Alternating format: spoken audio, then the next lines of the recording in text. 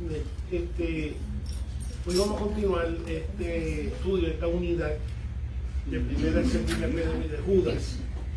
Hoy continuamos sobre el tema un pueblo firme en la fe, especialmente enfatizando las prácticas cuando padeces. Una de las cosas que quizás la iglesia acá en el oeste quizás ha descuidado es su capacidad de continuar en medio del sufrimiento. Algunos están descritos como iglesia cómoda y que una de las cosas que hemos quizás algunos dado de cuenta que quizás hemos descuidado, que la iglesia por lo menos acá en el oeste, que muchos quizás no están preparados a sufrir, como nuestros hermanos que están en otros países padeciendo, literalmente padeciendo persecución, escondiéndose, porque si los cogen o los toman con la escritura o reunidos en el nombre de Cristo, pues padecerán persecución. ¿Okay?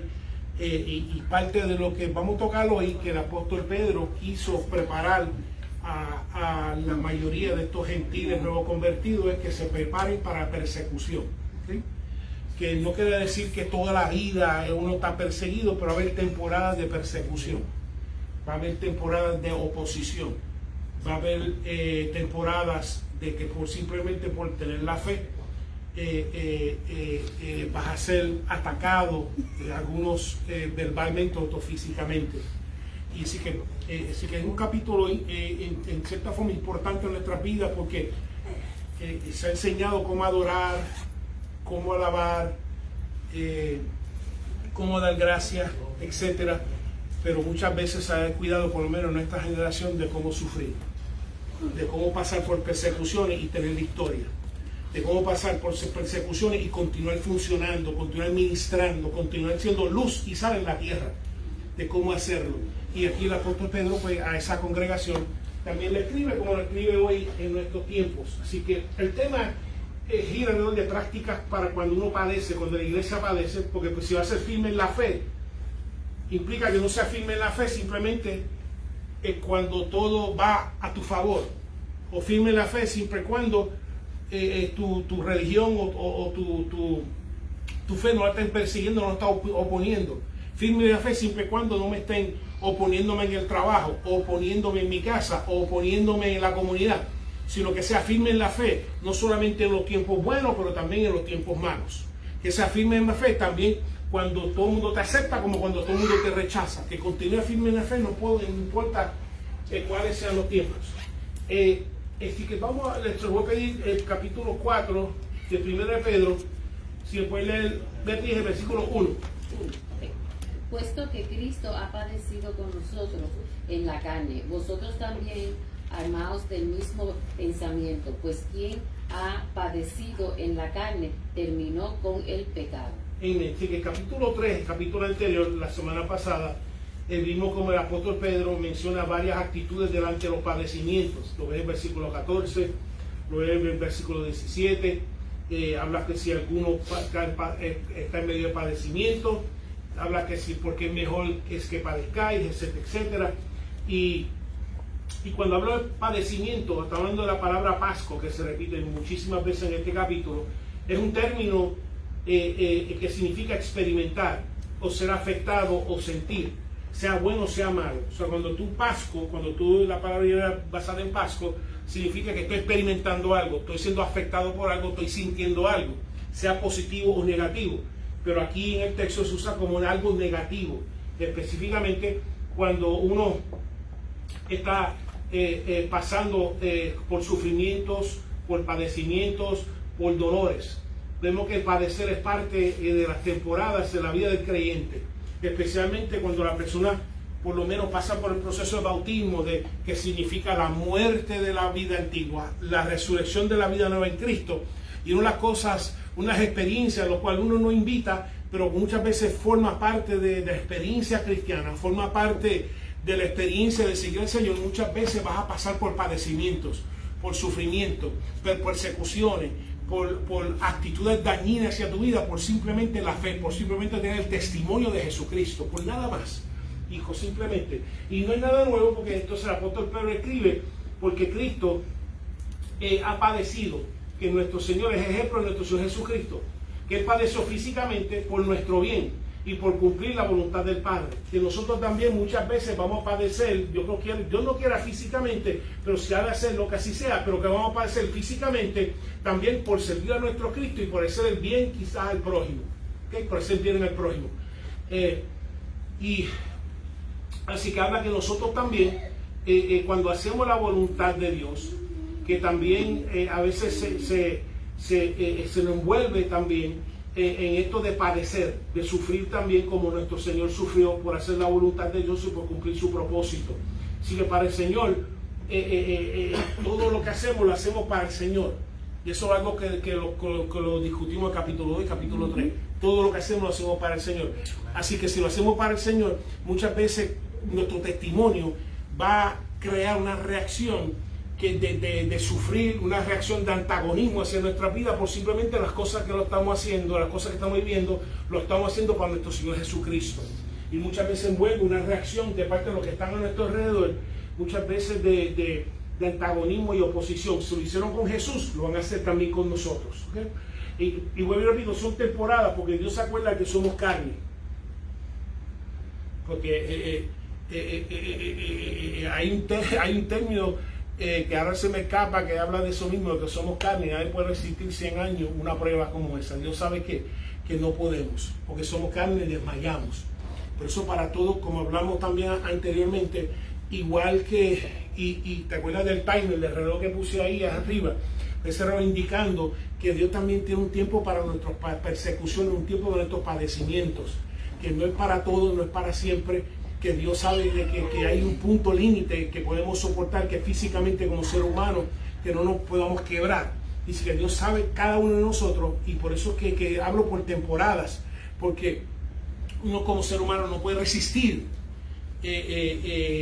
todo ese tiempo. Igual que nuestro Señor tuvo 6 horas en una cruz, y cuando fueron a quebrarle las piernas porque ya se acercaba la hora, y cuando fueron ya lo hallaron muerto.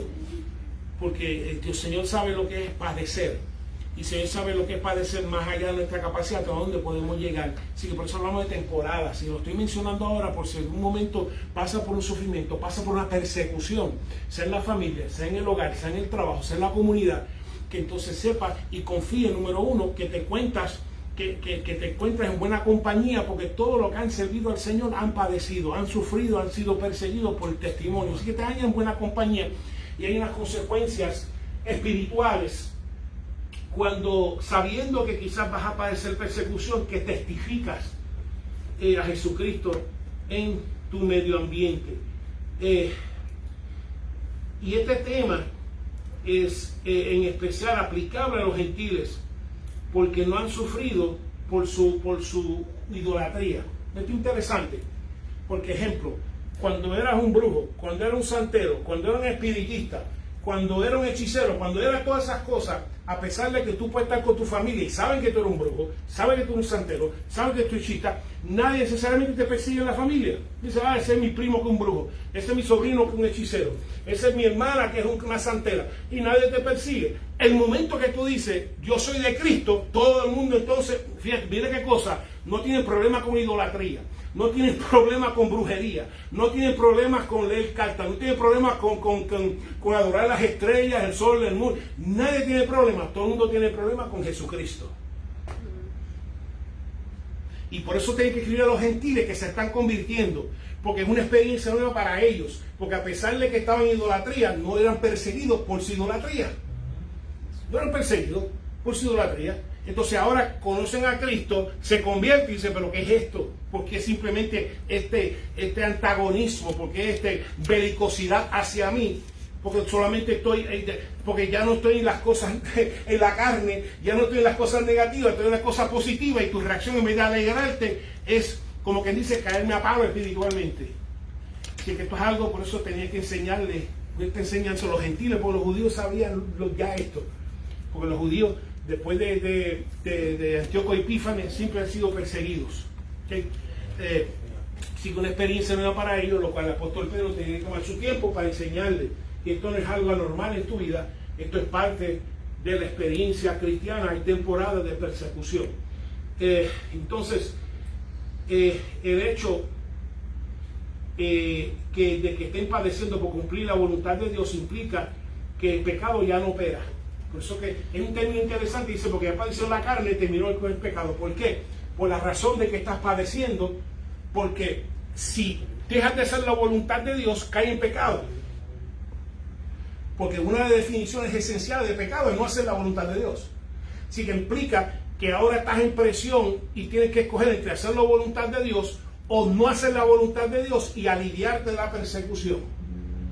No hay problema, ponme el 666, no hay problema, por aliviar la persecución. Y lo que está diciendo es que cuando una persona padece por mantener su testimonio, implica que el pecado ha muerto.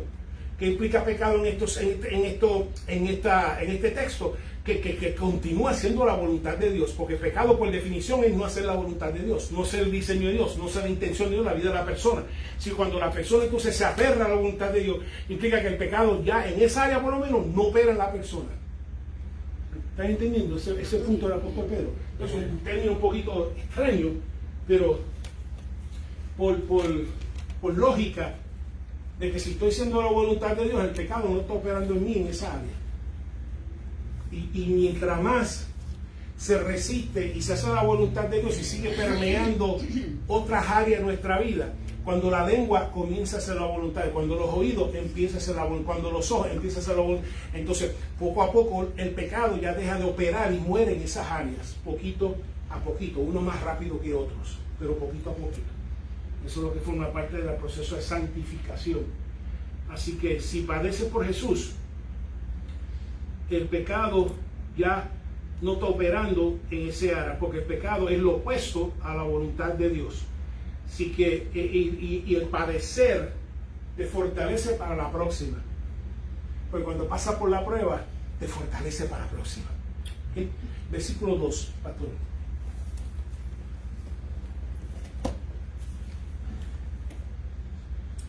Codiciáis y no tenéis, matáis. 1 Pedro capítulo 4 versículo 2. 1 Pedro capítulo 4. Oh, estoy en Santiago, sorry. Está bueno también. Porque se me pasó la página. Está bueno también. Léelo, Beatriz, yo lo busco. Ok, léemelo por favor.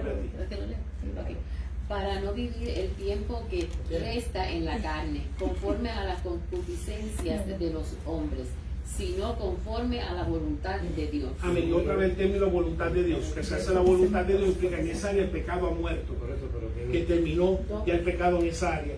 Entonces le está exhortando, porque ahora se refiere al bautismo. Cuando la persona bautiza, cuando la persona es bautizada, por lo menos simboliza esa decisión de vivir para Cristo y morir para la vida antigua. Que entonces el bautismo entonces es decir adiós a la forma antigua de vivir. Se supone, yo creo que tú te acuerdas de tu bautismo, se supone que cuando tú te bautizaste, tú dijiste adiós a la forma antigua de vivir. Y entonces todo tu ser fue bautizado, porque por lo menos si fuiste bautizado por inmersión, todo tu cuerpo, los oídos, los ojos, la lengua, órganos sexuales, las manos, los pies, todo fue saturado. Implica entonces todo tu ser fue saturado y cuando subiste dijiste adiós a la antigua vida y bienvenida a la nueva vida del Espíritu Santo en Jesucristo.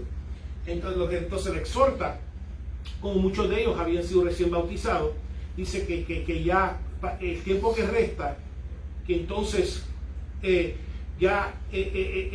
decirle adiós entonces a la forma antigua de vivir que confligía o conflige con la voluntad de Dios. Que si ahora en adelante, como he decidido vivir para Cristo, si algo conflige con la voluntad de Dios, le tengo que decir adiós y tengo que permitir la voluntad de Dios sea hecha en mi vida, ¿okay? En todas las áreas. Y una fuente de padecer, ¿okay? Porque estamos hablando de padecimiento, estamos hablando de sufrimiento, de incomodidades, etc. Y una fuente de padecer es ahora que te comportas y que conduzcas conforme a la voluntad de Dios y ya no de acuerdo a las concupiscencias. Concupiscencia es definido como deseos o deseo por lo prohibido, que tengas ansia por lo prohibido, lujuria, que es deseo desenfrenado, que ya el creyente, la creyente no tiene nada desenfrenado en su vida porque todo se sujeta a la palabra de Dios. Implica, el creyente ahora, como si decimos bien barrio, toda la vida, no hay nada en tu vida que está al garete, que ahora todo se somete y se sujeta a la palabra de Dios, se sujeta a la voluntad de Dios. Que ahora, entonces, esa es la primera fuente de sufrir. ¿Por qué? Porque la carne estaba acostumbrada a hacer lo que da la gana, de beber, de fumar, de bailar, de fornicar, de todo, de adulterar, hacía de todo. Y ahora en Cristo comienza la carne a decir, vamos a seguir, pero el Espíritu dice, no vamos a seguir. Porque cuando me bauticé no solamente en el Espíritu, me bauticé la carne también. Entonces tiene que poco, y ese es el primer sufrir, someter la carne a deseos y apetitos que estaba acostumbrado antes de conocer a Jesús, porque a pesar de que bautizaste, todavía la carne está aquí. Y todavía hay semilla, y tú coges una semilla aunque tenga 1000 años y si la pones en tierra, le das agua, le pones un sol, un ambiente, florece.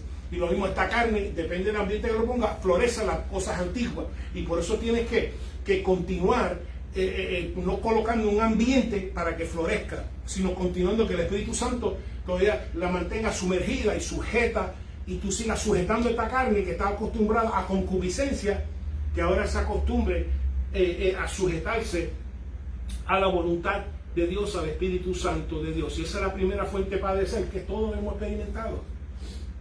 Cuando tú te conviertes, acuérdate cuando te convertiste la primera vez, que te gozaste, pero la carne estaba al garete. Y entonces la carne quería hacer unas cosas, y después la palabra dice que ya no. Ejemplo, si antes de conocer a Jesús me gustaba bochinchar, me gustaba hablar, inventarme las cosas a los demás. Y entonces ahora me convierto, y la lengua quiere seguir, vete, lengua, tú no puedes, porque Cristo, porque la palabra de Dios dice que no andará chismeando entre el pueblo, ya no puedo bochinchar, y entonces no inventarme cuentos, y entonces comenzar a reacostumbrar la lengua a que se someta a la palabra y la voluntad de Dios. Eso aplica a todas las áreas de la vida. ¿Sí? ¿Alguna pregunta? Sí, que estamos hablando de bautizos, ¿okay? De bautizantes, de nuevo convertidos, los gentiles que no estaban acostumbrados a esto. Versículo 3, ¿la tiene, pastora? Sí. Gracias. Ahora sí.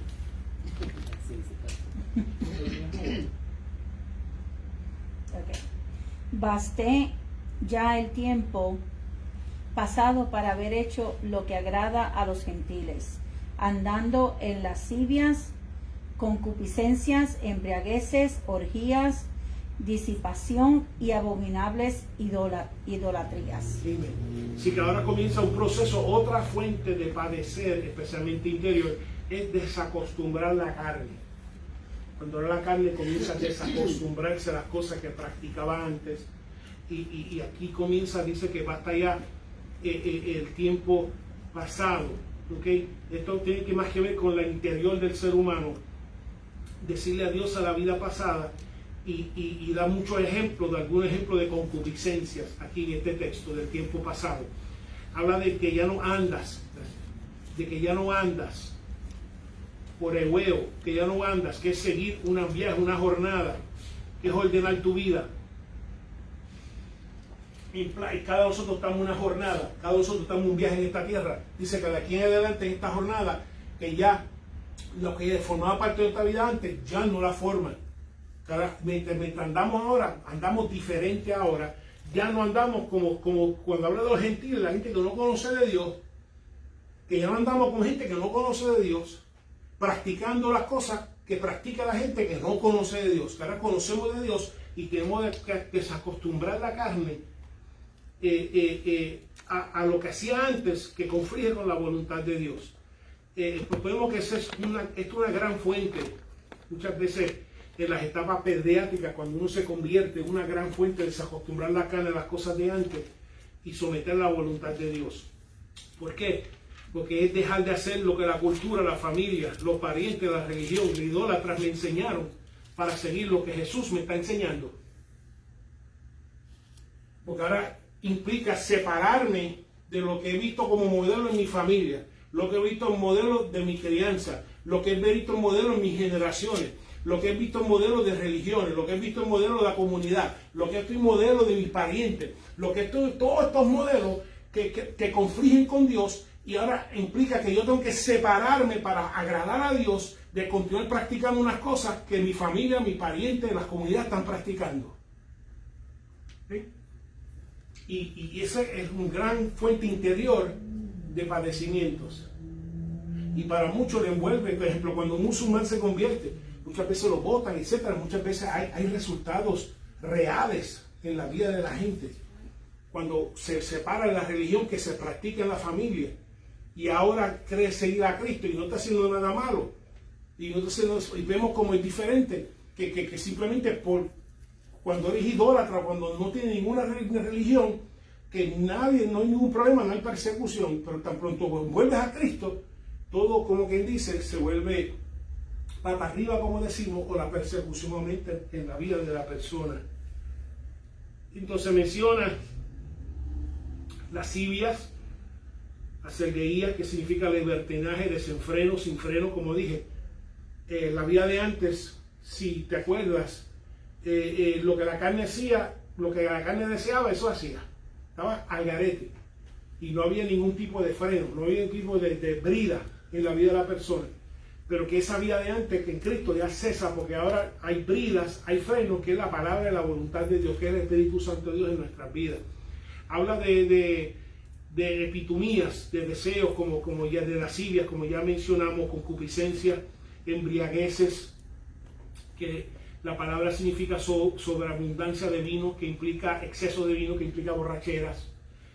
Habla de orgías, que implica muchas veces que parte de las religiones de misterio como Bacchus, de que viene Bacanalia, que significaba dentro de sus celebraciones también tiene que ver cuando se celebraban las fiestas idólatras como la diosa Diana, etcétera, que no solamente envolvía comida y borrachera, sino sexo. Era un salpa fuera sexual, una orgía, que terminaba y especialmente de eso tiene la palabra Bacanalia, donde tenían la fiesta, comían, bebían, se emborrachaban y terminaban en orgías. Dice que aunque quizás antes tú ibas al templo de Diana a tener sexo con las prostitutas y los prostitutos sexuales, que aunque quizás te envolvían en las reuniones de misterio para también lo mismo practicar, dice que eso no tiene nada que ver con tu vida. Es incompatible con tu vida. Todo el mundo lo puede hacer y hay que venir conflicto. Todo el mundo lo está haciendo porque es legal, pero dice, para ti es ilegal. ¿Por qué? Porque ahora que estoy convertida, lo tuyo para Cristo, no para ti. Y para agradar a Cristo y no agradar más a la carne, ni agradar a nadie excepto al Señor. Santo. ¿Sí? Y habla de disipaciones. Literalmente son banquetes de beber y fiestas desenfrenadas. Y por último, idolatrías abominables. Toda idolatría, pero hay idolatrías que son abominables a Dios, que Dios las abomina, ¿okay? Que ve más allá. Que todas esas cosas que practicabas antes de conocer a Jesús, de que ya no vivimos agradando a las cosas que la gente que no conoce a Dios le agrada, especialmente que conflige con la voluntad de Dios en nuestras vidas. ¿Alguna pregunta? 4, entonces, Verónica.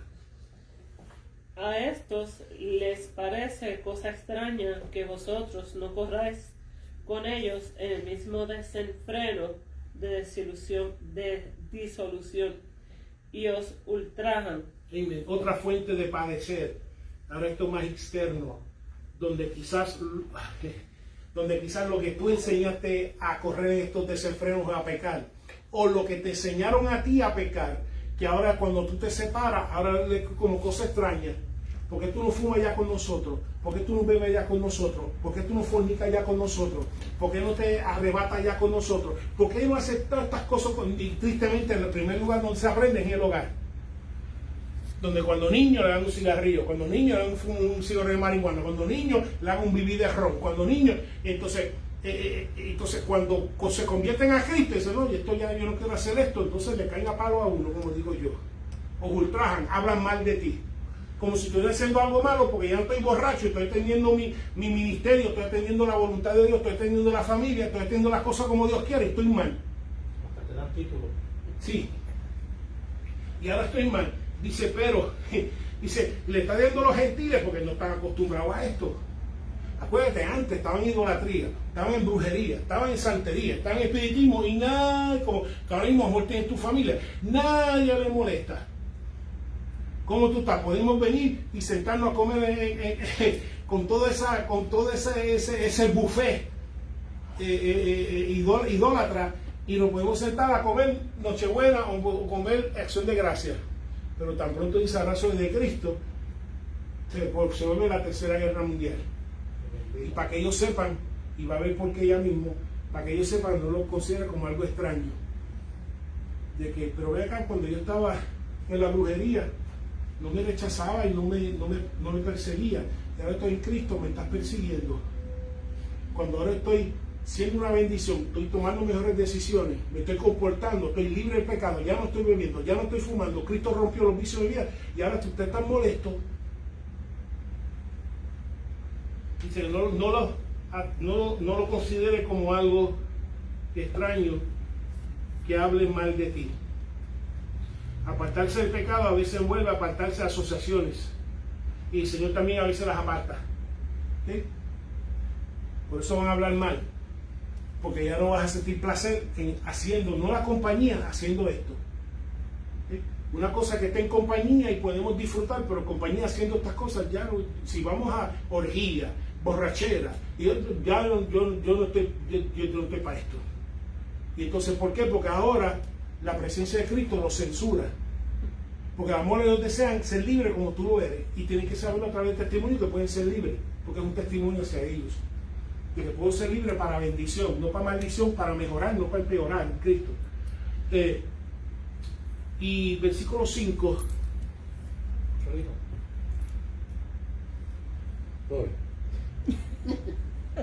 Pero ellos darán cuenta al que está preparado para juzgar a los vivos y a los muertos. Y mira, ahora está el tema de juicio, que no sucumbes a la presión. ¿Sí? No sucumbes a la presión interior, ni sucumbas a la presión exterior, porque ya no te están invitando, ya las amistades que se están dando la espalda, están hablando mal de ti, están diciéndote aleluya, lo que sea. Que no sucumbas a la presión interior o exterior, porque acuérdate, hay uno que va a juzgar a los vivos y a los muertos, a nosotros y a ellos también, si no se convierten. ¿Okay? Así que le dice que tu cambio, tú eres un testimonio a ellos.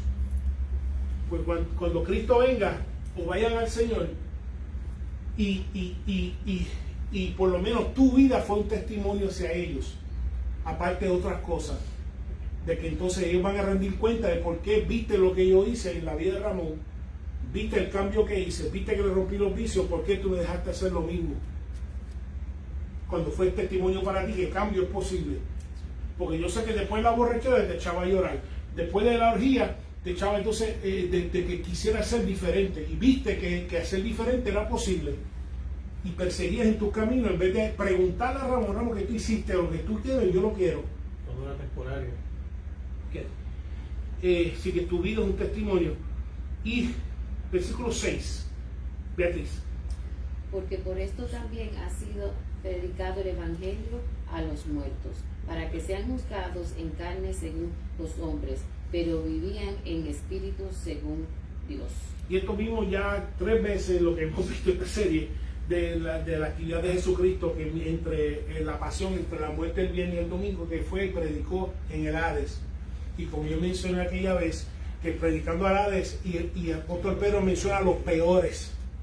El Hades, como ya hemos explicado, era el lugar donde en el Antiguo Testamento iban todos los muertos, excepto los que tenían fe. Porque tenían fe, decían, no darán mi alma en el Hades, porque tú eres un Dios de vivos, no de muertos, porque eres Dios de Abraham, Isaac, Jacob. No que eras Dios de Abraham, eres Dios de Abraham, Isaac, Jacob. Por medio de la fe, entonces, y por medio de esa unión que el Hades no podía romper, por eso los que estaban en fe en Dios no se hallaban en el Hades. Pero vemos que aún así es la misericordia de Dios, la obra de Jesucristo, que fue y predicó al Hades y le dio que una segunda oportunidad, porque Cristo es un Dios de segundas oportunidades. Y le dio a los peores. Menciona a Pedro como mismo, los de Noé, los que estaban en este, era lo peor, que Dios dijo, lo tengo que limpiar toda la tierra de toda esta gente. Y toda esa gente que era lo peor, Cristo fue y le predicó. Algunos que lo rechazaron, pero Cristo lo predicó. Y vemos que el Señor es un Señor de segunda oportunidad, que a pesar que fueron juzgados según la carne, porque perecieron, y se encontraban en el Hades, pero Cristo les predicó y les dio una segunda oportunidad. Y vemos que después de ahí, como dije yo, no dice más nadie, lo digo yo. Entonces para mí el Hades el momento que Jesucristo predica, el momento que entonces aquellos, ya que Jesucristo predica el testimonio y los que rechazan el mensaje, de ese momento el Hades para mí se convirtió en infierno. Porque primeramente por haber rechazado, aunque sea la visitación de Cristo, el testimonio del Hijo de Dios, y haber dicho no, mejor nos quedamos en el Hades, pues en ese momento en adelante, para mí no lo dice el Señor, el Hades se convirtió en infierno ahora, no un lugar donde van los muertos, ahora un lugar donde van a esperar su juicio final, ¿sí? Después de la visitación de Dios. Eso, pero entonces, y vemos la obra de Cristo, que específicamente, por la razón que quizás habían muerto en la carne, pero ahora, a través del Evangelio, viven en el Espíritu. Viven en el Espíritu. Y esto es un punto bien importante, que Cristo es un Cristo que da segundas oportunidades. Mientras una persona tenga vida, si está respirando y si no se ha convertido, tiene oportunidad y tiene esperanza para Jesús. Así que no tire la toalla. Y ningún pariente, ningún familiar, ninguna amistad, nada, nunca tire la toalla. Si está respirando, hay esperanza.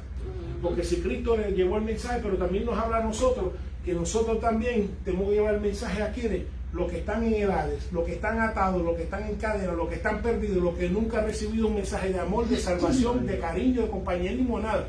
Que no, y no te amedrentes, eso para mí no me amedrenta. De que Señor, pero es que son adictos, Señor, es que son títeres, Señor, mira que son prostitutas, Señor, mira que son maravillas, que Jesucristo no se intimida nada, porque de eso vino el Señor. Digo que aún las puertas del infierno no prevalecerán contra esta palabra, contra la misión mesiánica, porque no se trata de mí, se trata de la palabra de Dios, y para eso vino Jesús. Si Jesús fue al Hades y predicó, pues nosotros tenemos que ir a nuestro Hades aquí y predicar también. Y ver la gloria de Dios en eso, ver la gente convertirse, ver la gente ser rescatada. Igual como si uno por temor no se atreve a esa persona y uno no sabe si uno le habla o lo convierte. Uno está perdiendo la oportunidad y está haciendo que esa vida se pierda por uno ser egoísta, no hablarle y ser obediente. Yes. Y una de las cosas que leían en el devocional de él decía que no amedrentáis cuando le tienen la sinagoga, porque el Espíritu te dará qué tendrías que decir. Así si se trata de ti, es simplemente hablarle y poner tu lengua al servicio del Espíritu Santo y de que el Espíritu Santo obre, porque si es por tu palabra, pues viste, no se convierte en nadie, pero si es por la palabra de Jesús, del Espíritu Santo en ti, Dios hace su obra. Pastor, ¿qué quiere decir amedrentes? Scared. Scared. Yeah. Okay. Yeah, when you're scared, estás amedrentado, you're kind of scared. Okay. De que está scared because yo sé, padre, no tengo grado, no tengo instituto, no tengo lo que tiene el Espíritu Santo, lo que todo el mundo necesita. Después te preparas, pero en el momento de ministrar, te da una palabra, lo que necesitas es que tú te pongas a disposición del Espíritu Santo, que pueda usar tu lengua para hablar a las vidas. El 7, pastora. Mas el fin de todas las cosas se acerca. Sed pues sobrios y velad en oración. Amén. Así que cuando hablamos del fin de acerca, indica dos cositas. Número uno, con la venida de Jesucristo ya el fin se acerca. Ya la hora humana marcó un tiempo diferente al momento de Jesucristo vino, resucitó, ya el fin se acerca. Y cuando no de fin, dice, pero Señor, están diciendo el fin se acerca hace 20 siglos. Porque después dice la palabra en los Salmos 90, dice, porque para el Señor un día es 1000 años, y 1000 años como un día. ¿Okay?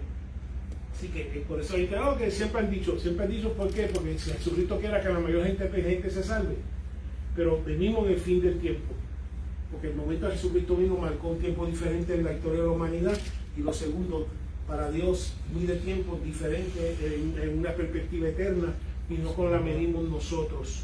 ¿Okay? Y sabiendo, pero no sabemos cuándo nuestro fin terrenal se acerca. Ni tú y yo no sabemos cuándo mi fin terrenal ni tu fin terrenal se acerca. Ni aun con un diagnóstico te puede decir, mira, tienes una mancha en el pulmón.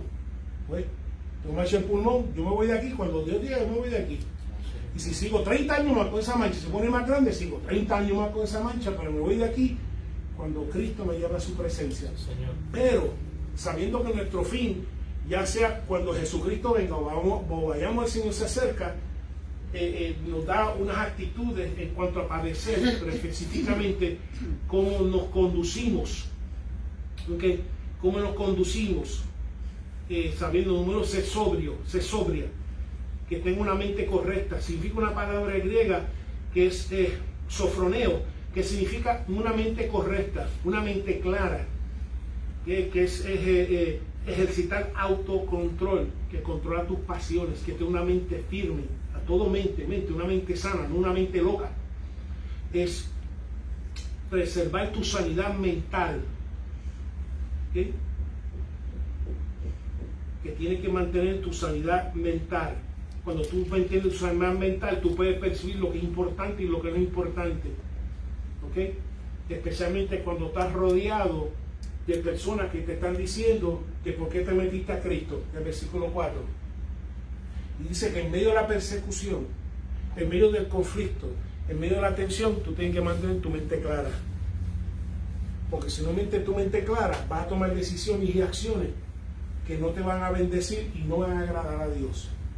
Así que lo primero que tú tienes que estar pendiente, que dice la palabra, cuando estás en un momento difícil, un momento de rechazo, un momento de persecución, es que tú tienes que primero checar mi mente cómo está, si está clara, si está sana, que no puede estar como la mente de los demás, que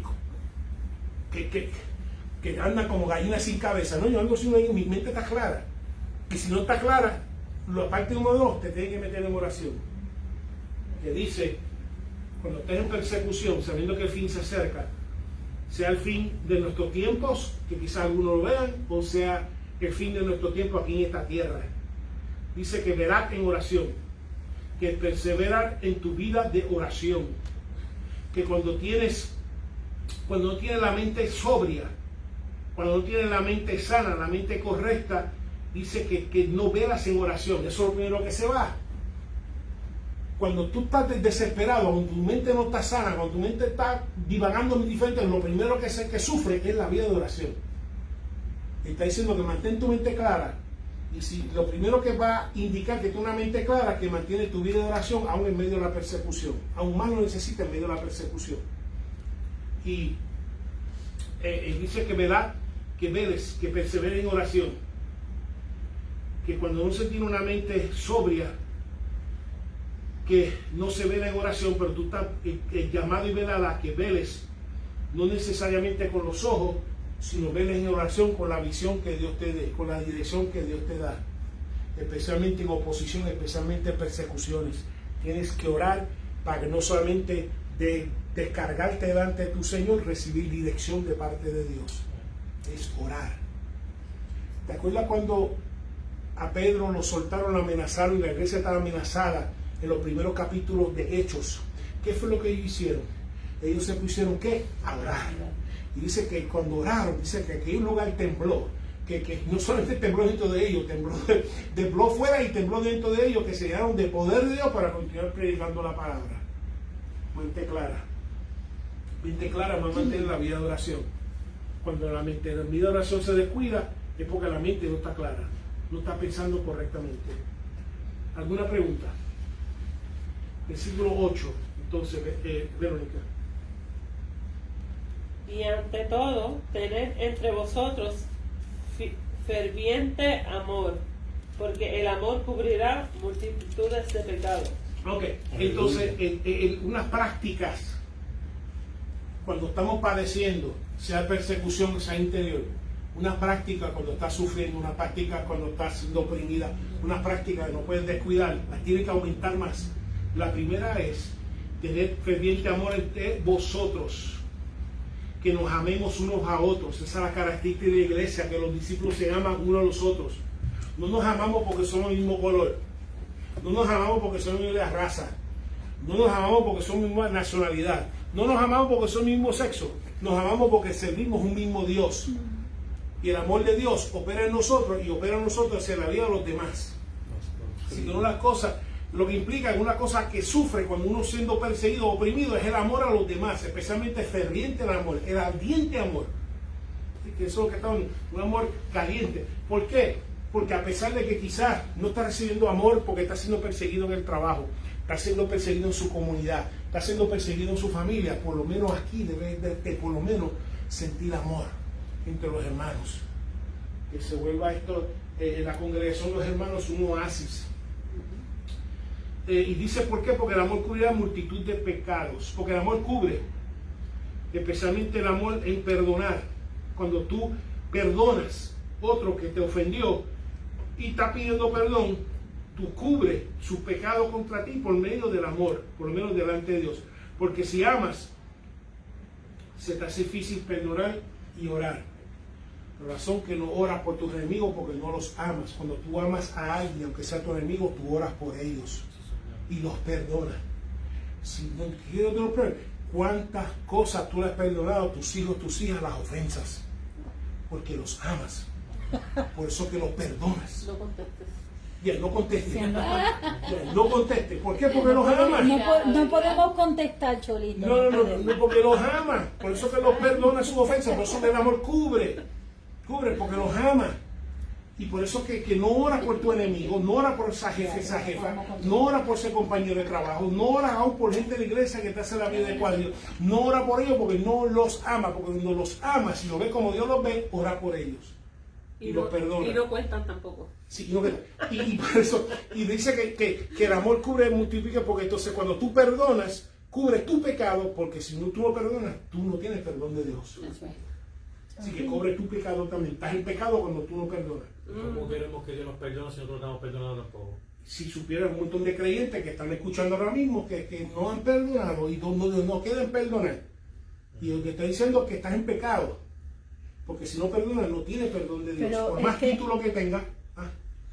Pero es que si nosotros somos creyentes y verdaderamente somos cristianos, pueden pasar quizás varios años o puede pasar tiempo que tú no hayas perdonado a alguien, pero al fin y al cabo el Señor en algún momento te va a redarguir y tú vas a tener que perdonar. Y es una bendición que Dios todavía te está redarguyendo y no te está dejando. No sé, yo lo digo te por está llamando la experiencia. atención. Malo Porque- que te muera con ese rincón y peor. Exacto. Sí. Por Porque el eso Señor que se encarga también de sanar tu corazón, ya sea algo que tus hijos te hayan hecho, ya sea algo con alguien que hayas tenido, qué sé yo, pero el Señor te va sanando tu corazón y te va... Si no, entonces no podemos ser cristianos, porque... Exacto. Y lo bueno de esto es que entonces cuando Dios te sana, cuando la persona quizás viene y se da de cuenta y te pide perdón, dice, muchacho, yo te perdoné hace tiempo. Si te hubiera perdonado y te hubiera yo amargado de la vida, yo en Cristo te perdoné hace tiempo. Pero gracias a que por lo menos pediste disculpas, reconoce y estás cambiando y has cambiado en el Señor. Sí, gracias a Dios, pero por eso tú tienes que perdonar, porque es para ti, para tú descargar y para que tú seas feliz delante de Dios. Y otra cosa es que mucha gente está equivocada en esto. Porque tú perdones a una persona, no quiere decir que tú tienes que tener una relación con la persona. Sí, mientras su carácter de O people sea, no cambie. tú puedes perdonar a la persona delante del Señor. Y el Señor se encargará de la otra. Pero tú tienes que perdonarla delante del Señor y tú necesariamente no tienes que tener una misma relación con esa persona si la tuviste en algún momento. Yeah. Es como decir, si tengo una persona, un pitbull, y me mordió y me pide perdón, yo te perdono, pero tu carácter, yo tengo el fruto que tú... Sí. No, papi, pero no te compares con un pitbull, bendito, porque el perrito no tiene la culpa. Ay, no, Pero la confianza no es la misma. Y todos los confianza pitbulls son hasta Los que yo vea pitbulls los son frutos buenos. de si verdaderamente ha cambiado. Los Porque yo- pitbulls son buenos, Sí. ellos no tienen la culpa. Pero después, ¿por qué? Porque el mismo espacio que yo estoy dando para que el Señor refleje los frutos de transformación en su vida es la misma que yo espero también de parte mía. Hay cosas que yo también he cambiado. Yo espero que tú me des espacio para demostrarte lo que Cristo ha hecho en mí también. Igual que yo te doy espacio para ver lo que Cristo ha hecho en ti también, para poder quizás tener esa No, pero yo esa perdono uno. todo lo que los perritos hacen. Sí, que yo decir que algunas personas me dicen, no, yo te perdono, pero no me olvido. Eso no está en la Biblia, Eso, eso no si está ni si en la tú no voluntad te de Dios. olvidas, pues no has perdonado. No. Porque si entonces Dios puede hacer lo mismo y yo te perdono, pero va a Pero no acordarse me todas las olvido. cosas todas las cosas que uno ha hecho. Y eso es lo menos que hace Exacto. Dios. Hay muchos que dicen que te perdone Dios porque yo no. Sí, yo no puedo. Bueno, pero no en la iglesia digan eso. Porque otra cosa que cubre multitud de pecados, ¿por qué? Porque cuando tú amas al prójimo, aun cuando quizás estás en un pecado, en ese momento tu amor al prójimo genuino que le estás expresando le está captando más la atención que la disciplina en el pecado en ese momento. Dios va a bregar con tu pecado, pero cuando tú amas en ese momento, el amor hacia el prójimo, aunque quizá hay un pecado en tu vida, Dios no quizás demora en bregar con ella, lo que le capta atención es tú siendo una solución de amor en su nombre hacia otra persona. Eso es lo que no estoy diciendo que Dios va a decir, mira, amó y borró el pecado. No. Yo estoy diciendo que estás prestando más atención al amor, que estás hacia otra vida, que estás haciendo una solución de parte de Cristo en amor hacia otra persona, que eso lo que Dios va a captar la atención en ese momento, que quizás un pecado quizás que todavía no te has arrepentido en ese momento. Dios va a bregar con eso.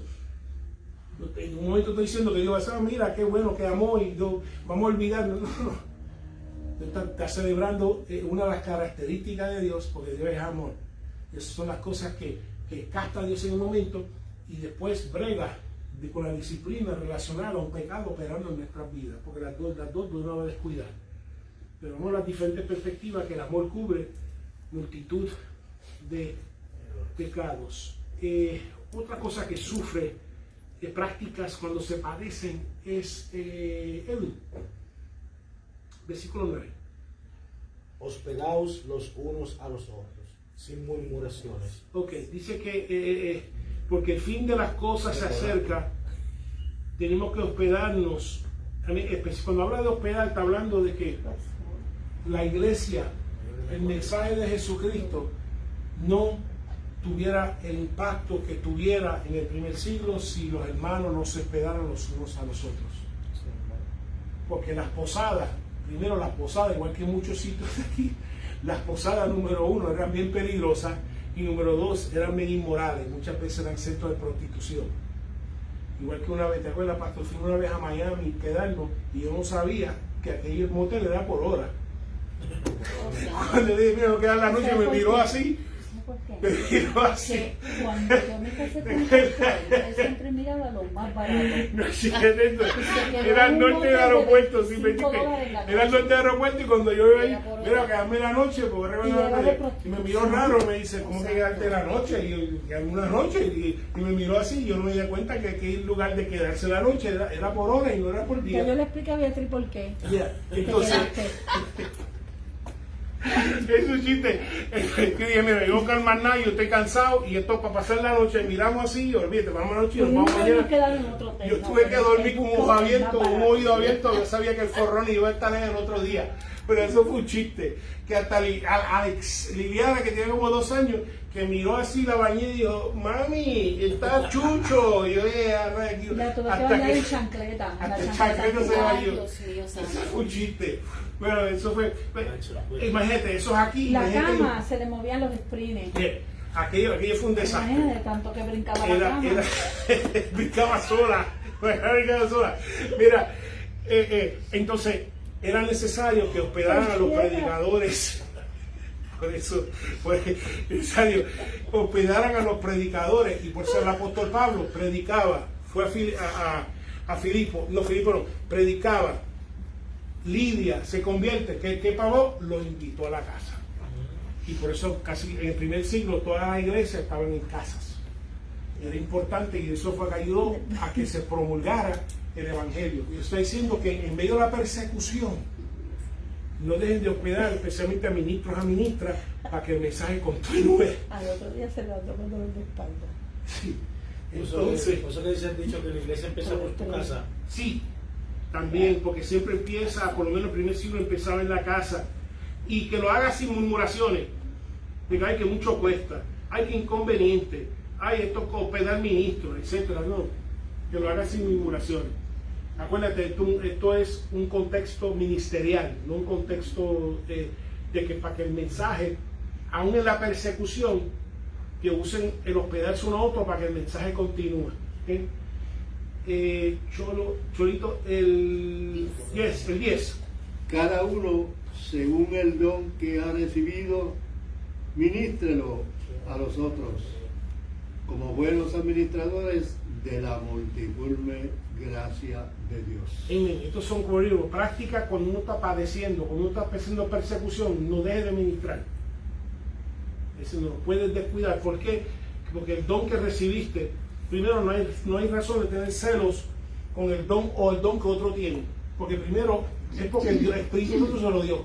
Exacto.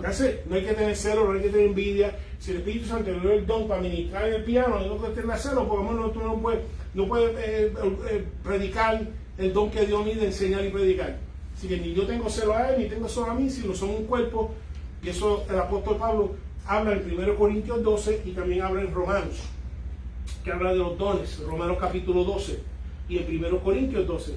Así que no hay que tener celo e envidia. Y especialmente en contexto de persecución, dice que ministro a otros en amor, ¿okay? Porque la comunidad necesita que cada don sea ministrado. Esta iglesia y cada congregación que se reúne en el nombre de Cristo necesita que tú, que mí y yo ministre el don que Dios me dio, que el Espíritu Santo me ha dado. Y cuando no es ministrado, la iglesia sufre. Igual que tu cuerpo, tú quieres que cada órgano funcione. ¿Verdad? Tú quieres que el corazón funcione, sistema digestivo funciona, sistema pulmonar funciona. Necesito que todo el mundo funcione. Si alguien deja de funcionar, sufro. Y el cuerpo de Cristo también sufre cuando se deja de ministrar los dones dentro de su iglesia. Se puede matar uno que deje de funcionar. Sí, y alguna iglesia son muertas cuando entonces paralizan el ejercicio de los dones de la iglesia. Pero que seamos buenos administradores, que nuestra identidad como ministro, como ministra, que soy mayordomo de lo que Dios me dio, igual que físicamente un mayordomo es un ministrador de lo que de otra persona, no es mío, es de otra persona, es del Señor, es del dueño. Yo solamente soy un administrador. Espiritualmente el don no es mío, Dios me lo dio, yo lo tengo que ministrar. Lo tengo que ministrar y lo tengo que ministrar porque igual que un mayordomo tiene que rendir cuenta que hizo con las propiedades y los bienes de su dueño, también espiritualmente yo voy a rendir cuenta que hice con el don que Dios me dio. Y no puedo usar excusas, Señor, pero que el COVID, Señor, pero que esto, Señor, pero que lo otro, no excusa porque esto es la primera vez que la iglesia pasa por una pandemia. Como ya yo les enseñé, esto no es la primera ni va a ser la última. Y a cada de las pandemias la iglesia ha seguido funcionando, ha seguido ministrando sus dones, ha seguido ministrando su servicio, ha seguido ministrando el amor de Dios en medio de las pandemias. ¿Sí? Tiene que seguir ministrándola, vas a rendir cuenta. ¿Okay? Así que implica que nada te pertenece porque todo es de Dios. Esto no le pertenece a nadie. Porque cuando tú te mueras, esto se queda. Las bancas se quedan, el aire se queda, todos somos buenos administradores. Porque todo se queda. Absolutamente todo se queda. Como yo le he dicho otras veces, que está pasando muchachos por el funeral y murió una persona bien adinerada. Y cuando entró el muchacho y preguntó, oye, ¿y qué dejó? ¿Qué le dijeron? Todo. Lo dejó todo. Su casa, su carro, su riqueza, todo lo dejó. Porque solamente somos administradores de la gracia de Dios, ¿sí? De la multiforme gracia de Dios. Así que nada te pertenece, es un don que has recibido, que es la gracia de Dios, y es multiforme, que es abundante, que nunca se acaba. Así también lo ministramos aún en persecución. Se nos reprenda el día que yo vaya a decir, a mí, yo ministro si me paga. Jamás en la vida. O si no, yo ministro si me pagas tanto. Primero, esto no es mío para yo decir que yo ministro, yo solamente soy un mardoyo de algo que recibí de parte de Dios. Puede masticarse la lengua ahí mismo. Ya, amigo, ¿cómo que yo no tengo derecho a decir nada de eso? Que sí lo ¿Cómo hay. vender la Pregúntame a palabra mí de si lo Dios? hay. Hay apóstoles que cobran 3,000 pesos por un mensaje. Yo no puedo. Yo no puedo, ¿por qué? Porque esto lo recibí de Dios. Esto lo recibí de Dios. Dice la palabra que si el apóstol Pedro no está diciendo nada que tenga que exigir, yo tengo que hacerlo porque mi fin se acerca y voy a rendirle cuentas a Dios de que soy un mayordomo de las cosas que Dios ha puesto en manos por gracia. gratis, pues, ¿quién soy yo para decirle ahora? Y vean, yo de gracia recibo, como dijo el Señor, de gracia recibiste, gracias da. Yo lo que yo no entiendo es por qué razón, como le dije a una persona una vez que llamó a casa por teléfono, ¿por qué tú estás cobrando si tú dices que tú vives por fe? Porque cuando tú vives por fe, tú no cobras. Porque si tú vives por fe, tú recibes lo que Dios te va a dar por fe. Lo que pone En el corazón así fue que envió a los discípulos. Dijo, no te preocupes, no te lleves ropa, no te lleves nada. ¿Por qué? Porque va a haber intercambio. Primero, número uno, tú vas a dar por gracia de Dios y Dios va a despertar en el corazón del recipiente para que haya un plato de comida o vayan a lo que vayan a responder. Va a haber un intercambio. Alguien así yo no lo quiero en mi iglesia porque están predicando en la carne y porque se sabe la Biblia. Sí. La verdad. Sí. Yo creo que se aprovechan de Hay otros versos. muchos, Por ejemplo, cuando Pablo dice que sea por beneficio, por lo que sea, como quiera Dios es glorificado. Dios, el Señor es predicado. Sí. Y agajan esos versos y dice, espérate, por aquí me voy. Y entonces lo otro es como cuando dicen que el obrero es digno de su salario, seguro. Cuando yo digo digno de su salario es que si que yo tengo el derecho de rechazar, pero tengo el derecho de recibir, no de exigir, de recibir. Por eso que dice, cuando le envió inicialmente a los discípulos, dijo, porque todo lo que te ponga, recíbelo, porque el obrero es digno de su salario. Que si te estoy enviando un viaje de misión, o te estoy enviando un viaje ministerial, o estás ministrando, y Dios le toca el corazón, pues mira, recíbelo. Porque el obrero es digno de su salario, recíbelo. Si Dios le toca el corazón al pastor de que le dé algo a ese evangelista, pues mira, salió de su corazón dárselo, no exigirlo. Exacto, pero como práctica, pues nosotros siempre se prepara algo, porque uno dice, mira, uno es gracias por lo que has administrado, No, y uno responde. y también porque uno entiende, Siempre. tú sabes, no entiende de dónde vino, no entiende si necesita gasolina. Exacto, y Dios le pone el corazón y etcétera.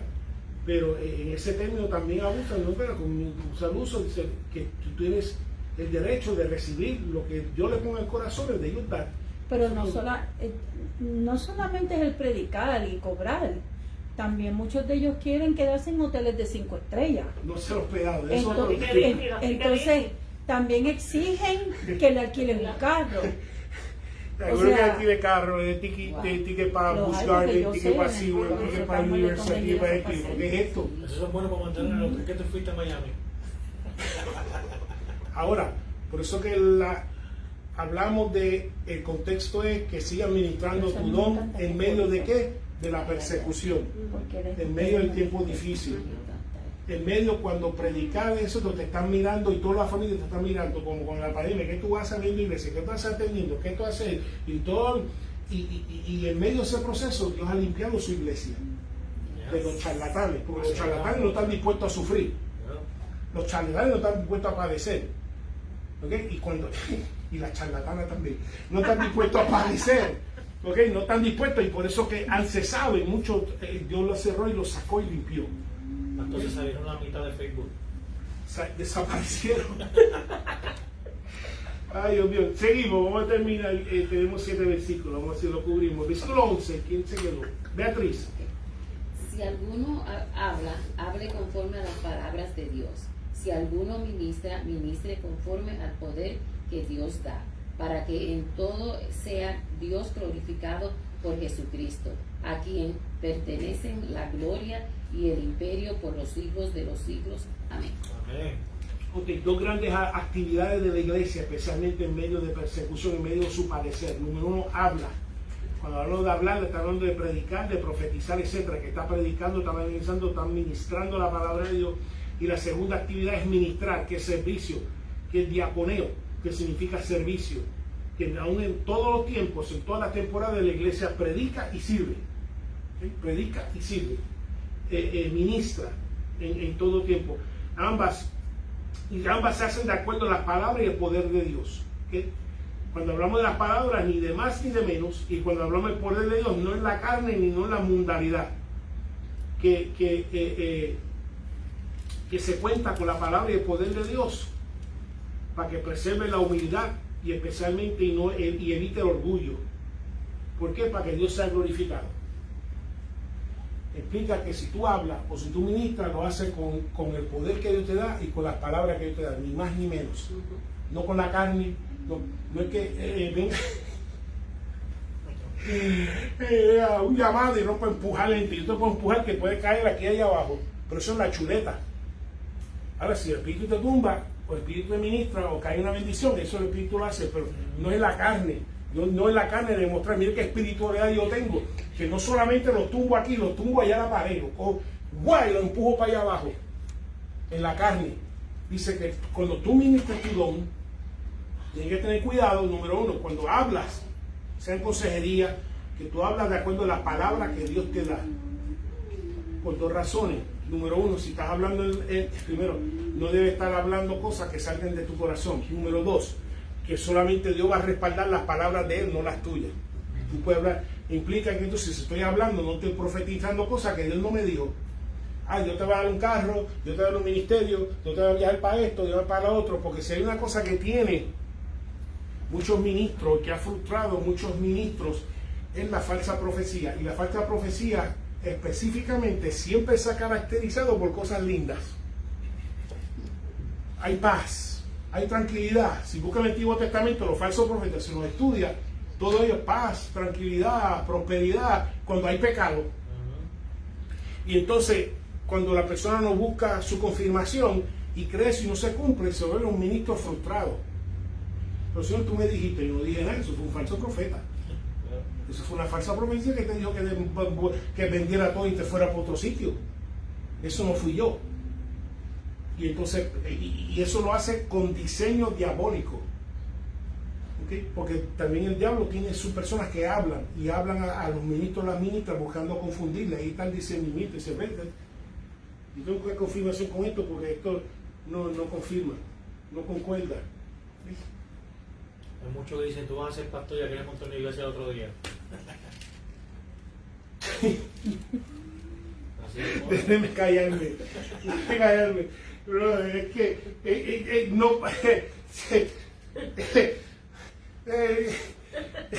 Tú vas a ser evangelista para yo no sé dónde, bro. Si tú no evangelizas ni en tu casa ni en el vecino. Y Dios te va a mandar por otro, supuestamente te va a mandar, te lo vendas todo por otro sitio cuando tú ni siquiera eres misionero aquí no da ni un vaso de agua, ni un vaso de comida, ni un plato de comida no da a nadie. Para Dios decir, pues busca confirmación. Entonces, cuando vaya, se frustra y entonces no descubre verdaderamente el don que tenía, pero entonces se frustra y eso es un plan diabólico. Siempre ha sido así. Frustrar a los ministros por falsas expectativas. ¿Bien? Frustrarlo por la falsa expectativa, no se cumple, no fue que Dios habló. Dios creíste una mentira del diablo, una palabra del diablo, y no buscaste confirmación porque es algo que quería tu corazón, porque no estaba basado entonces, la decisión fue basada en orgullo, exaltación, influencia, y no está basado en humildad y servicio, y eso fue lo que pasó. Y dejó el pueblo por de lo que estaba. Y la persona termina frustrada y termina, por si no sé si alguien me está acusando por Facebook de que quizás te profetizaron algo y estás frustrado y no quieres servir, pues para que entiendas qué fue lo que pasó. Para que vuelvas otra vez y entiendas cuál es el llamado de Dios y te muevas en amor, en humildad, en el servicio al Señor. Y no permita que siga pasando el tiempo y el fin te alcance. Porque no hay una visa, Señor, yo no te serví más porque estaba frustrado, no te serví más porque no. Estaba desanimado. ¿Okay? El 12, pastora. 12. Amados, no os sorprendáis del fuego de prueba que os ha sobrevenido, como si alguna cosa extraña os aconteciese. Ok, así que para los gentiles vemos que era sorprendente y extraño. Dice, todo es sorprendente y extraño, igual que lo fue con Daniel. ¿Te acuerdas cuando Daniel vio la primera visión que tenía el cuerno pequeño? Dice que se espantó, porque por primera vez en la historia se estaba persiguiendo un pueblo a consecuencia de la fe. Hasta ese momento nunca se había sucedido, porque la gente era invadida, pero tú puedes practicar la fe, tú puedes practicar religión, tú puedes practicar, nunca había persecución por la religión, hasta el momento que recibió la visión de Daniel. Por eso Daniel, cuando vio eso, el cuerno pequeño, dijo, ¿pero qué es esto? Se quedó espantado. ¿Cómo es posible, Señor? ahora se persigue al pueblo simplemente porque practica una fe, cuando eso nunca se ha visto hasta ese momento. Y es así, dice, no te sorprenda, y hable de esto, de que cuando estaba en idolatría, hechicería, brujería, santería, nadie había problema, te invitaban a la fiesta, participaban de la celebración, etc. Cuando te metes a Cristo, toda persecución se vuelve al revés. ¿Sí? Porque el asunto es con el Jesús. Y entonces les dice que es inevitable temporada de persecución, de rechazo, de no ser popular. ¿Por qué? Porque ahora el creyente vive de acuerdo a las normas de Cristo. Y ahora tu vida, aunque tú quieras no, censura el pecado y la gente se siente incómoda, como dijo Jesús, amaron más las tinieblas que la luz.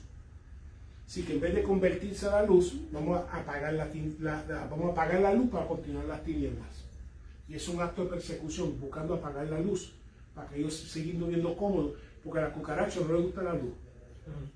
Entonces, si quiero seguir en la oscuridad, necesito romper la luz, sacar la lumbrera. Y en eso consiste la persecución.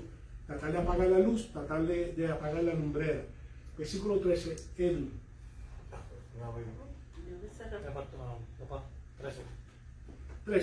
13. Sí, por favor.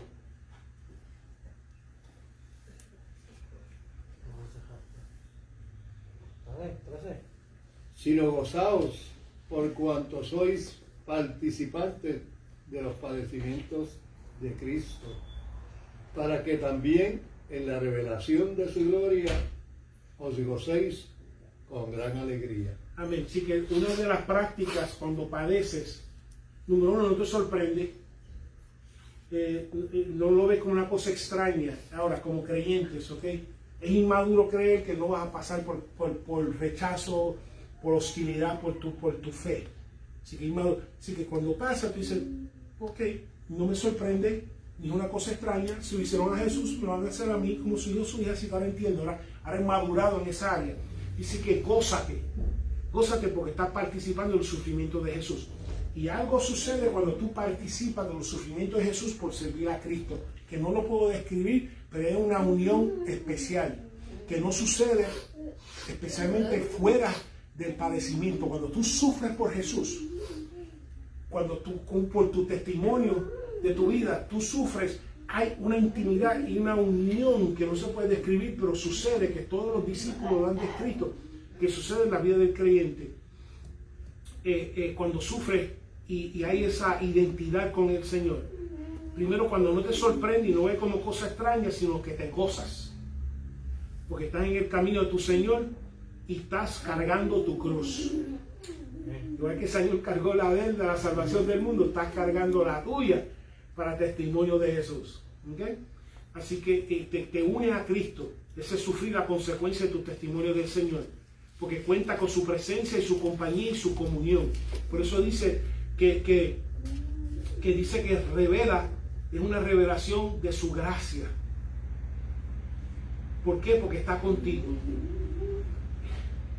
Y algunos no van a experimentar esa realidad de Cristo no está contigo hasta el momento quizás de persecución, que Dios se revela en su gracia y su gloria y vas a decir, wow, Señor, yo nunca te había experimentado.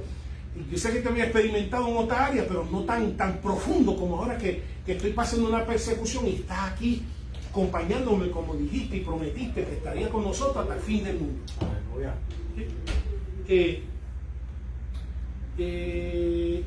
Por eso dice que ¿por qué? Porque para que también en la revelación de su gloria os gocéis con gran alegría, y eso es lo que causa gozo, su presencia, su compañía confirmada. Por eso que el apóstol Pablo, cuando estaba en la cárcel, estaba sufriendo por ejercer su ministerio a Jesús. ¿Qué fue lo que sucedió? Él comenzó a cantar, él comenzó a adorar. Dice que en la cárcel tembló, se cayeron las cadenas, él hizo de todo. ¿Por qué? Porque ahora contaba con una presencia, una intimidad más profunda, porque ahora sabía lo que era servir a Jesús. Señor. Y sufrir por llevar el mensaje de salvación y servir a otros. Santo. Y en medio de esa experiencia, la revelación de la gracia de Dios se reveló más profunda en la vida del apóstol Pablo, lo cual nunca lo experimentaría si estaba buscando simplemente la comodidad y la conveniencia.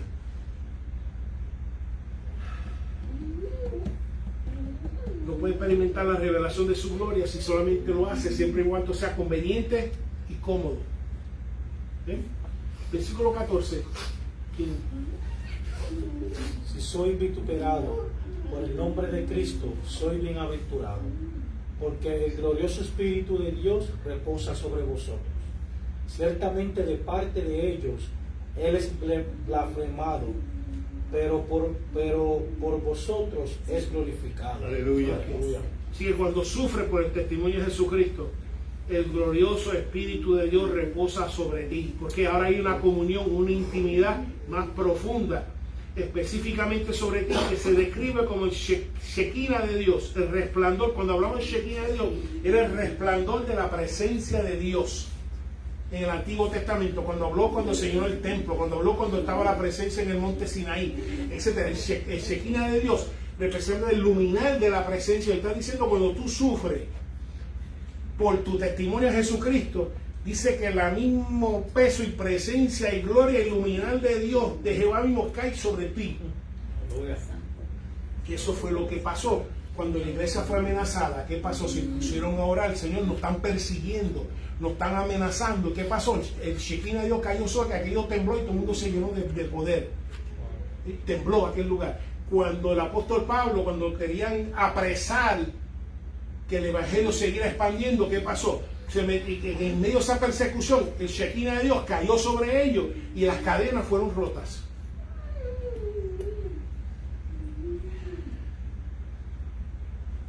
El Shekinah de Dios ha sido demostrado que cae específicamente, y el Nuevo Testamento lo ha testificado, más profundo y más completo, especialmente sobre el pueblo y la persona que está sufriendo a consecuencia de mantener su testimonio a Jesús. Muchos quieren que el Shekinah de Dios caiga sobre mí cuando les sirvo, cuando me conviene, cuando es conveniente, cuando es cómodo. No es así. La Biblia no testifica eso. Es más, cuando más profundo cae es cuando estás sirviendo y te están persiguiendo y te están oponiendo a consecuencia. Dice, ahí más cae la misma gloria luminal de Dios sobre tu vida.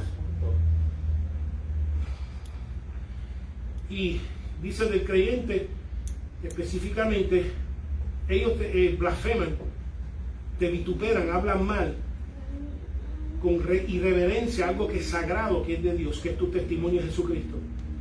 Pero para el creyente el Señor es glorificado, aunque es vituperado entre aquellos que no creen. ¿Okay? Vemos que el Shekinah de Dios cayó sobre la iglesia cuando estaba amenazada y el templo tembló. El Shekinah de Dios cayó con el apóstol Pablo y Silas, que el lugar tembló. Y también caerá sobre ti cuando te estén amenazando de perseguirte y hostigarte a consecuencia de tu mantener tu testimonio. ¿Okay? El 15. Así es que ninguno de vosotros padezca como homicida o ladrón o malhechor o por entrometerse en lo ajeno. Ok, si lo que está diciendo es que entonces si voy a padecer, si voy a sufrir, no lo haga por pecar. Porque tú no esperas que el Shekinah de Dios va a caer sobre ti por estar haciendo, por estar padeciendo, porque son las consecuencias del pecado. ¿Okay? Así que, y está hablando de específicamente de que no sucumbas entonces a la presión. No sucumba a la presión de volver a la vida de antes a consecuencia de los padecimientos y las persecuciones. No vuelvas otra vez a ser homicida. No vuelvas otra vez a robar. No vuelvas otra vez a ser malhechor. No vuelvas otra vez a meterte con los del vecino, con lo ajeno. ¿Ok? Porque cuando padeces, hablamos ahorita, tú oras y te mantienes dentro de la voluntad de Dios con tus acciones y tus reacciones. Especialmente cuando padeces, mantienes tu mente cuerda, tu mente sana. No vuelves otra vez a la vida de antes, la vida de malhechor, la vida de ladrón, la vida de embustera. O sea, todo eso mantiene tu mente clara, especialmente con la presión de la persecución. ¿Sí? Pero específicamente, si estoy haciendo pecado, pues aunque tenga el título que sea, porque si soy un pastor y estoy haciendo cosas pecaminosas y estoy sufriendo, ay, mira el diablo, no el diablo, eres tú, chico. Esa es la consecuencia del pecado. Sí, que si no hay ninguna gloria, no hay ningún Shekinah porque estoy haciendo algo mal y estoy sufriendo las consecuencias. Pero, versículo 16, si alguien me lo puede leer.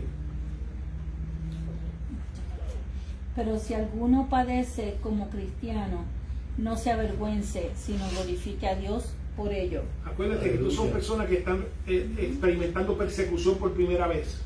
Para el judío no es nuevo, para el gentil sí.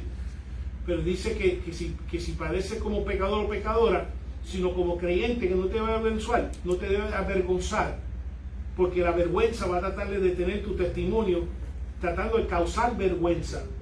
Y esto es lo que la bestia busca hacer. Cuando hablo de la bestia, yo me refiero a las 7 instituciones de influencia, las artes, los medios, las escuelas, las instituciones de educación, el trabajo, el negocio, el gobierno, la familia, la religión. Cuando todos se unen para que el creyente fuera avergonzado por seguir su fe, eso es lo que yo constituyo la bestia. Cuando va a volver otra vez otro ciclo, que no te avergüences, sino glorifique.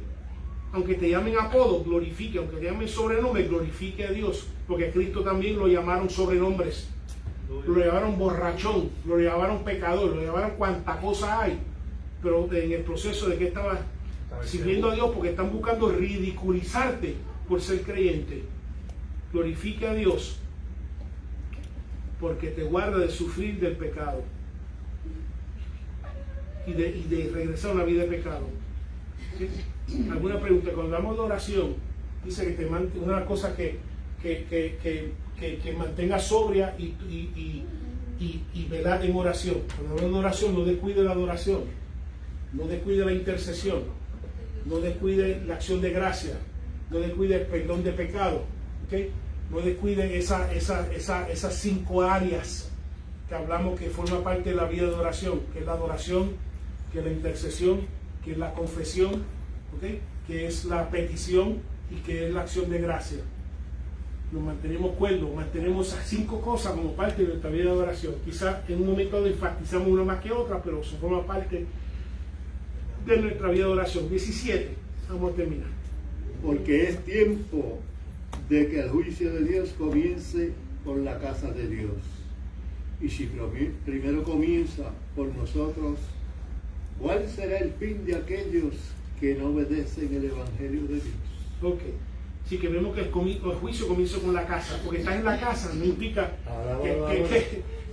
porque estás en la casa físicamente no implica que porque estés en pecado, que Dios, mira, vamos, está en un edificio que llaman iglesia, así que no veo, está cubierto ahí, sí que no veo que está en pecado. No. Dice que el juicio primero no empieza por fuera, porque si no tiene a Cristo, ya hay una condena. Es por dentro de la casa de Dios que comienza el juicio. ¿Okay? Y esto no es nada nuevo, porque es una citación del Antiguo Testamento de Ezequiel 9:6 y Jeremías 25:29.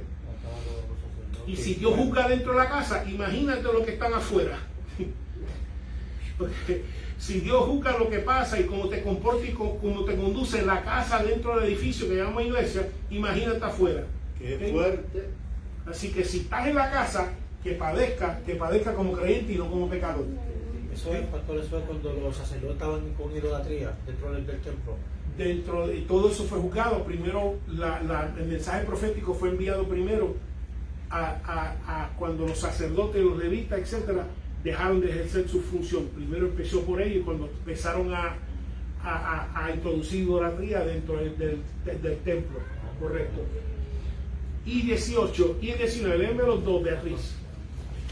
Y si el justo con dificultad se salva, en donde aparecerá el impío y el pecador. De modo que los que padecen según la voluntad de Dios encomienden sus almas al fiel Creador y hagan el bien.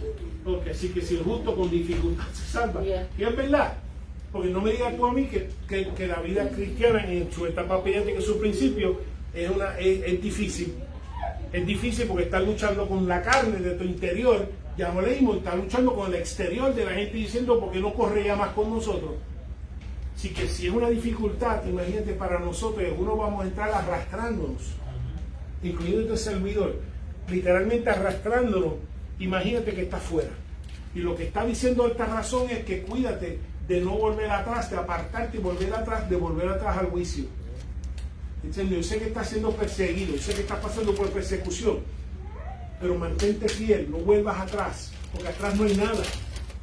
atrae lo que es juicio, atrae lo que es maldición, atrae lo que es nada. Así que sigue hacia adelante, mantente fiel aún en la casa de Dios. ¿Okay? Que no padezca como pecador, no vuelva al pecado estando dentro de la casa de Dios, porque eso no va a hacerte escapar de juicio. ¿Okay? Y así que cuando padecemos, que estamos finalizando con práctica de padecer, cuando padecemos, encomendamos nuestras almas a Jesús. El Señor dijo que no tengamos miedo que pueda matar al cuerpo, sino que tengamos miedo que pueda matar al cuerpo, el alma, al infierno. Que guardemos y tengamos temor de hacer las cosas como Dios espera que las hagamos. Espero que ninguno padezcamos persecución. Pero si hemos de padecer persecución, esperamos que este capítulo 3, capítulo 4 de Primera de Pedro, tú le pongas un círculo y veas primero de las maneras de las prácticas que debes mantener, especialmente en medio de la persecución, sea como en el hogar, sea en la sociedad, sea en el negocio, sea cualquiera que sea. Amén. Oremos y somos despedidos. Padre, te damos gracias. Gracias, mi Señor, por predicarnos a nosotros, mi Señor, cuando nosotros estamos perdidos. Predicarnos a nosotros, mi Señor, por medio de tu ministro, sus siervos, tus siervas, tus palabras, tus programas, tus emisoras. Gracias, mi Señor, por enviar tu palabra a nuestras vidas. Aleluya. Y por Espíritu Santo, por ablandar nuestros corazones para recibir la invitación de tu Santo Espíritu. Pedimos ahora, mi Jesús, que tú nos despidas al campo misionero. Envíanos, mi Señor, igual que tú fuiste, predicaste a aquellos que estaban perdidos, que nosotros Señor, hemos enviado aleluya. a predicar en nuestra comunidad. Mi Señor, aquellos también que necesitan escuchar el mensaje de salvación y Señor. transformación. Gracias, Dios. Guárdanos, mi Señor. Esperamos, mi Señor, que siempre podamos ejercer este ministerio, este llamado, sin persecución y sin opresión. Pero guárdanos, mi Señor, especialmente cuando en esos tiempos, que mi Señor, que continuemos, mi Cristo, fielmente y osadamente, mi Señor, predicando y testificando Señor. de a ti, mi Señor, en medio de nuestra comunidad y en medio, mi Señor, de los líderes y en medio de nuestra nación donde estemos plantados. Te pido ahora con tu bendición, despídenos con tu paz, en el nombre del Padre, del Hijo y del Espíritu Santo. El pueblo dice: Amén. ¡Hey!